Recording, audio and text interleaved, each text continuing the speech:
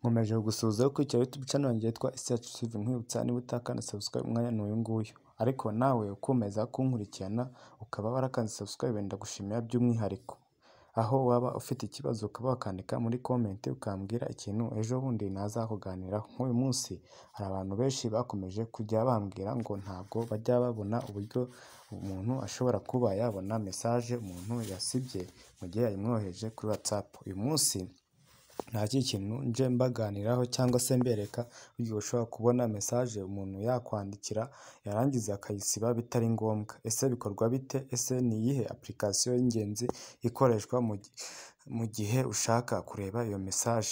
Ndaje nanjye ndahari ndi uwanyu. SHTV ni yacu twese kandi ikaba n'iyanjye n'iyawe. Ikaze muri kumwe ya DJ Bayingana kuri SHTV. Tudatinze reka mbereke application ushobora kuba wakifashisha ugira ngo ujye ureba message umuntu yakoresheje yarangiza akayisiba. Wenda nk'urugero murabona ko wenda mfungure nka WhatsApp, wenda urugero reka nshyiraho internet, noneho reka wenda nandikire uno muntu wenda mwandikire nti hi, turebe ukuntu biba bimeze.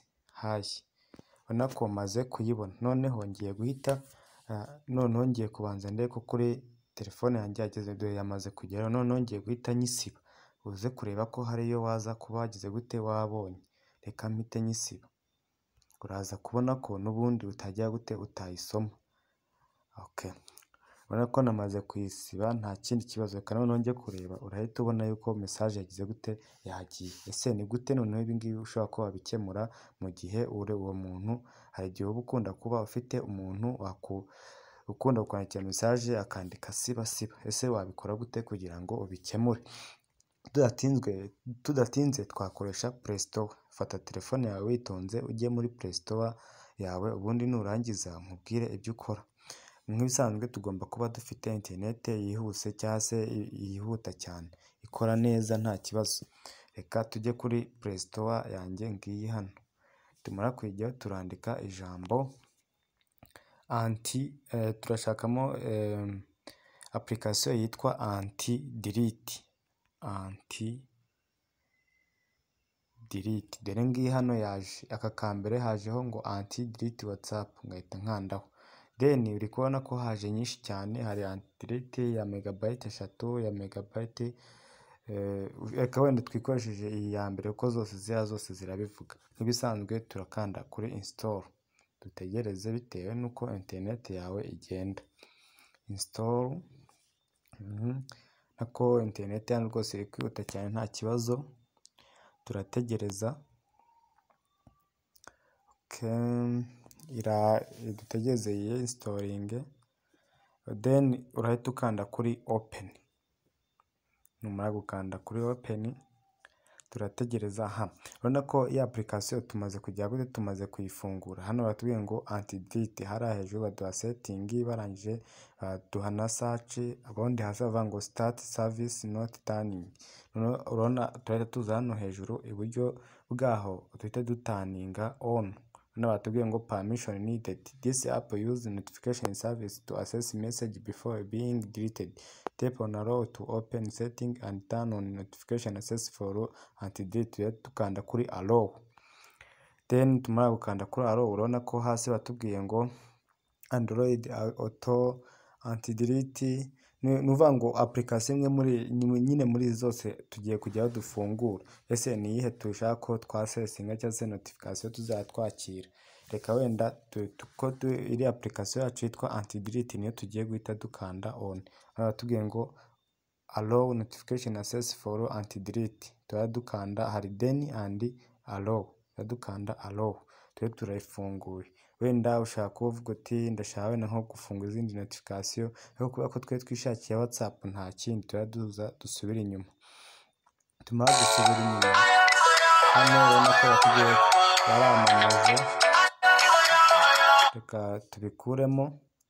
Okay, noneho tugiye guhita dukanda on. Ni ukuvuga ngo message bazajya batwohereza zose zihita zijya gute, zihita ziza mu hano. Wenda urabona nka hano muri setting anti-delete, bino byo ntacyo bitwaye. None urabona kare on, kare off tugiye kagize on, none tugiye guhita tugaruka rero sasa vuga ngo notification zose zituruka kuri WhatsApp zizajya ziza ni ukuvuga ngo yaba bayisibye cyangwa batayisibye, noneho n'igihe bayisibye tugiye guhita tubona uburyo ushobora guhita wajya gute ushobora guhita wayikoresha. Reka application tuyihorere tubikuremo byose. Sasa rero mwabonye ko mfitemo WhatsApp ebyiri, vuga ngo WhatsApp imwe tugiye kujya tuyikoresha, none tumara kuyikoresha noneho tuhite tureba ubutumwa twakiriye turebe. Reka duhere aha ngaha, reka twandike kuri iyi nomero, wenda twandike ngo amakuru y'iminsi.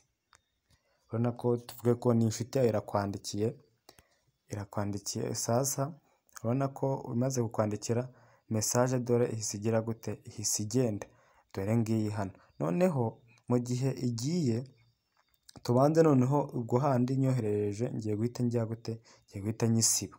Reka nyisibe tuhite dusubira hahandi turebe. Ndabanza nyisibe. Noneho reka dusubire kuri ya yindi ya muka twandikiyeho, dore urabona ko message yasibwe. Noneho reka tuze tujya kuri ya application ya yindi bita anti delete, tuhite dukandaho, dore ya message ngiyi hano n'igihe yoherejwe cyose amakuru y'iminsi, kandi hariya kuri WhatsApp biragaragara ko yagize gute ko yasibwe. Mandi magambo ni uvuga ngo iyo umaze kubona ko iyo message yakugezeho uhita ukanda kuri application ugahita ujya gute ugahita uyireba, uvuga ngo we yasibye yazi ko yasibye ariko nyamara ntabwo byagize gute byakunze. Wenda urugero, reka wenda twandike ngo bitese umeze neza. Noneho ninagize nyohereze, ndayohereje bitewe na internet iri kugenda ihagarara. Noneho uraje noneho duhite tuyibona hariya kuri WhatsApp, hariya hirya kuri ya WhatsApp ya mukanya, dore nayo yagize gute yoherejwe. Noneho urabona ko yamaze kuhagera, duhite dufata ya WhatsApp ya message twanditse hano tuzigiye gute tuzisibe. Nitumara kuzisiba turebe uko biba bimeze. Tuhita tuyisiba. Noneho tumaze kuyisiba reka turebe hano ntabwo dore urabona ko yabaye yabaye deleted. Vuga ngo reba hano hamwe twamaze kuyihanagura. Noneho reka tuze kureba muri ya yindi, niba twamaze kuyihanagura tuza muri anti deleted. Hano ho urabona ko ntigeze iza. Reka noneho duhindure dukoresha WhatsApp yindi, wenda nk'urugero twongeye twandike hano tuvuge ngo hi, kuko iri yari GB WhatsApp yo ntabwo isiba ngo bikunde. Hi, kutansubije wenda urugero. Noneho hariya niba byamaze gukunda, urabona ko ndamwereka nti kutanshubije. Noneho maze kumwandikira noneho dore ya message yagezemo hano byarangiye.